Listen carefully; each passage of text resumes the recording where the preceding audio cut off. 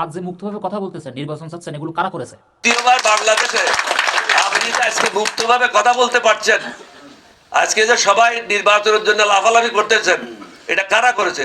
NCP করেছে। এটাতে majority কারা ছিল? জামাতের ছেলেরা ছিল। বিএনপির থেকে তো মহাসচিব বলে দিয়েছে এই সংগ্রামের সাথে আমাদের কোনো সম্পৃক্ততা নাই, আমাদের কোনো অংশগ্রহণ নাই। এটা আমি বলি নাই। আমাদের তো 4 জন নিহত হয়েছে, 16 জন আহত হয়েছে, কিন্তু বিএনপির মহাসচিব বলছে আমরা এই সংগ্রামে অংশগ্রহণ করি নাই। সুতরাং যারা দ্বিতীয়বার বাংলাদেশকে স্বৈরাচার মুক্ত করলো, আর আমি প্রথমবার পাকিস্তানের বিরুদ্ধে যুদ্ধ করলাম, আমরা সবাই একসাথে হয়েছি এই জন্য, আপনাদেরকে সুশাসন দেওয়ার জন্য, আপনাদেরকে শান্তি সুখ দেওয়ার জন্য, আপনাদের দল সম্পদ লুণ্ঠন করার জন্য না, আপনাদের মা বোনদের ইজ্জত লুণ্ঠন করার জন্য না।